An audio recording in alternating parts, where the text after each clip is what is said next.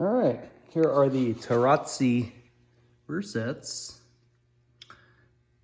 And these are pretty much how they came out of the box. They're in the forward position, so it has the shorter of the shifter rods. And I ended up having to pull the shift pawl off the shaft and rotate it towards the front, I think one spline, so that my geometry was correct. You always want those to be, you know, at the same angle or optimally at 90 degrees so that you get equal throw each way. And yeah, fit and finish is great. They are up and back for sure. Stock foot pegs with the original hangers that are like right in that area. So that's definitely farther back and up. And as you can see where the shifter is pretty much lined up with this bottom bolt hole as they came out of the box. I think you could, you know, adjust this back if you wanted to, you know, so that you get the, however you want it set up. But I mean, sitting on it, it feels pretty good to me. I tend to have my linkage down so that, you know, I'm not doing a GP shift, so my upshifts are this way.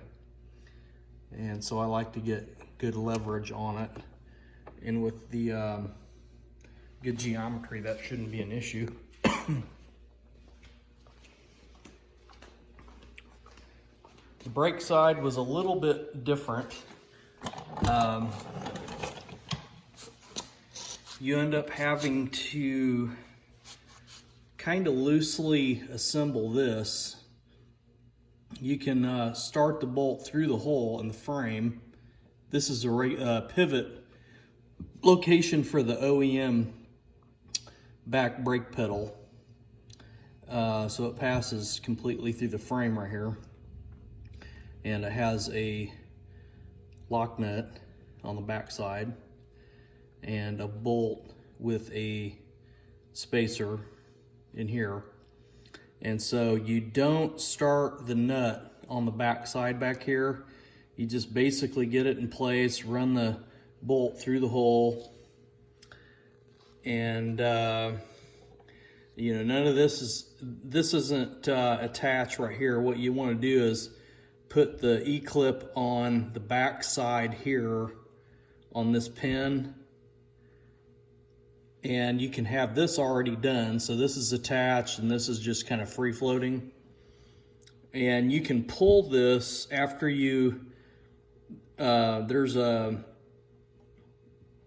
the rod coming off of here, the actuator rod hooks up to the other side of this on the other side of the frame here. And once you get it hooked up, you can kind of figure out how much free play you want before it actually starts getting into hydraulic action.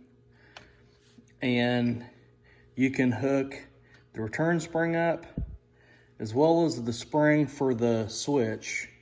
Goes down and hooks to the arm back down under here. And what you can do is you can actually pull this out, and then you can actually install this opening here over the top of this arm. There's just enough clearance to get it across there and miss the rear brake actuator here. And you can get it into position, start this bolt. You already have the bolt through the frame here. And you can push this the rest of the way through the frame. Go ahead and start threading these in most of the way, just by hand.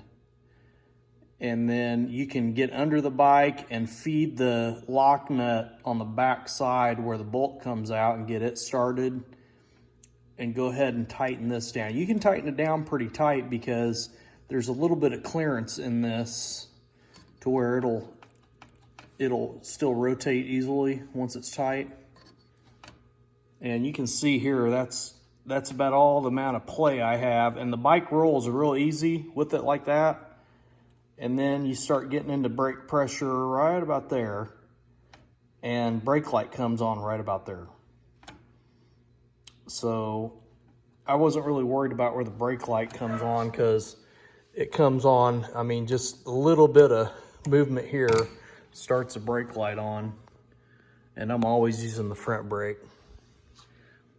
But this side I think was the hardest to install. It's not really hard. It's just you have to do it kind of in the right sequence. But fit and finish was great. I mean, these bolt holes line up perfect. Once I got these running by hand, the pipe hanger was perfect. It wasn't off at all. I mean, it passed right through and tightened up. Didn't have to like worry about elongating any holes or anything to get the lineup to be correct. I'm not going to be running any passenger pegs, but this looks like it would hold them no problem. But man, they're very nice looking. I think the Tarozzi products rear sets were killer. I mean, really, they'd be great for a track bike. I think these are kind of the best bet for street bike. I've read about these frames cracking if you lay the bike down, you know, and it hits the peg. It could break these castings here, because this is just cast aluminum. You know, I don't know whether or not the water cut aluminum brackets Tarozzi products would be any stronger, but you know, they're very trick. I came real close to buying them, but you know, these work great with the stock setup. You can use the, you know, rear brake actuator, the, you know, OEM brake return spring, the OEM spring that attaches to the rear brake light switch. I mean, they're pretty much a bolt on and go. And as you can see, I mean, the height is pretty good too. I mean, they're a little bit downward set. That's kind of how I like them. And I'm pressing down pretty hard right there, and they're nowhere near my chambers. Same thing on the shifter side.